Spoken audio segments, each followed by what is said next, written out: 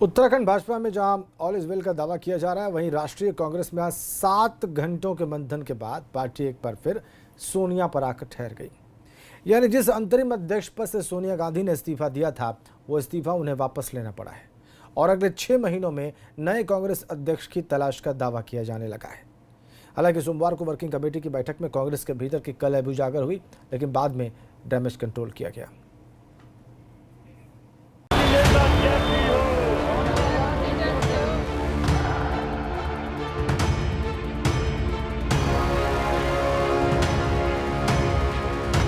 सोनिया गांधी का इस्तीफा, नए अध्यक्ष की तलाश और 23 नेताओं की चिट्ठी से अलग, ये एक ऐसी मांग है जिसकी जरूरत कांग्रेस में कभी महसूस नहीं की गई। लेकिन वक्त की बिसात पर कांग्रेस की कहानी कुछ ऐसी ही हो गई है। अविश्वास और अवसरवाद जैसे शब्दों के बीच पार्टी की दिशा और दशा तय की जा रही है।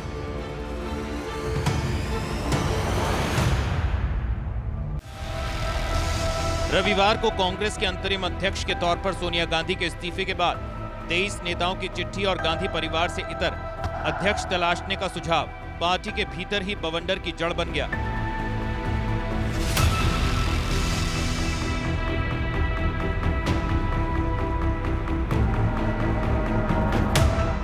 सोमवार को संसदीय दल की बैठक में कांग्रेस नेता राहुल गांधी ने इसे भाजपा की साजिश बताकर चिट्ठी की वजह का रुख ही बदल दिया।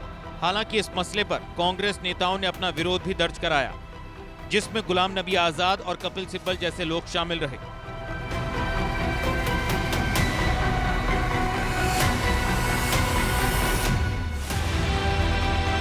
दोनों नेताओं ने अपनी निष्ठा का हवाला दिया और आरोपों से आहत होते हुए इस्तीफा तक देने की बात कह डाली।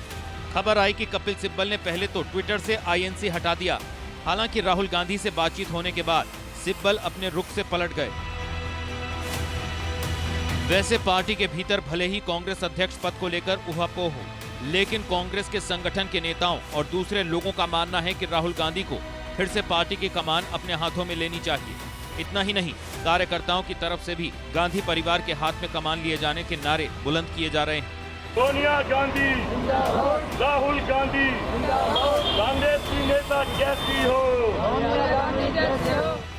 पार्टी के लिए नहीं, कांग्रेस पक्ष के लिए नहीं, तो देश के लिए भी जरूरत है राहुल जी की। राहुल जी एक समर्थ नेतृत्व है जो पार्टी को दे सकता है और जो पूरे देश को भी समर्थ नेतृत्व दे सकते हैं। आज सोनिया जी कांग्रेस पार्टी का नेतृत्व कर रही है, अध्यक्ष पद संभाल रही है। प्रतिकूल परिस्थिति में उन्होंने समर्थ नेतृत्व पार्टी को दिया है, कांग्रेस पक्ष को दिया है।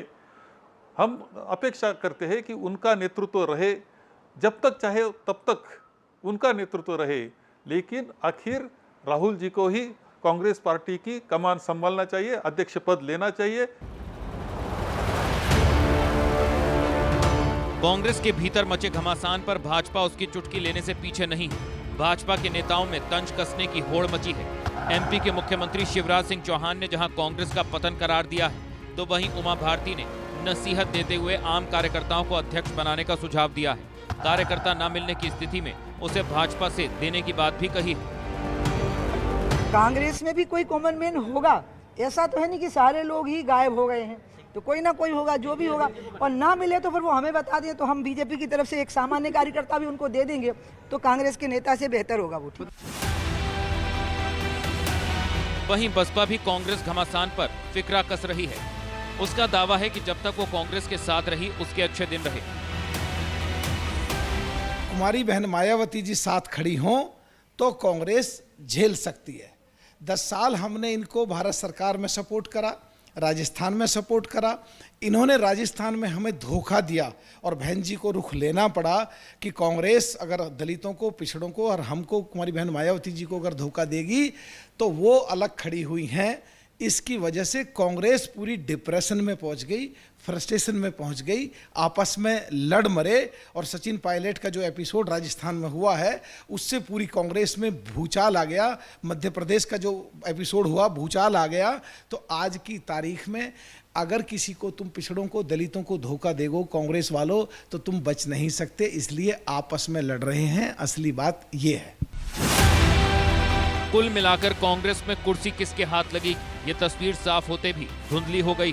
सिर्फ कलह की वजह से हालांकि कांग्रेस के लिए गांधी परिवार से इतर एक ऐसा अध्यक्ष तलाशना जिस पर सर्वसम्मति बन सके, ढूंढना वाकई चुनौती है और यही वो मुद्दा है जिस पर भाजपा उसे बड़े आराम से घेर लेती है। दिल्ली से अविनाश तिवारी के साथ ब्यूरो रिपोर्ट, एबीपी।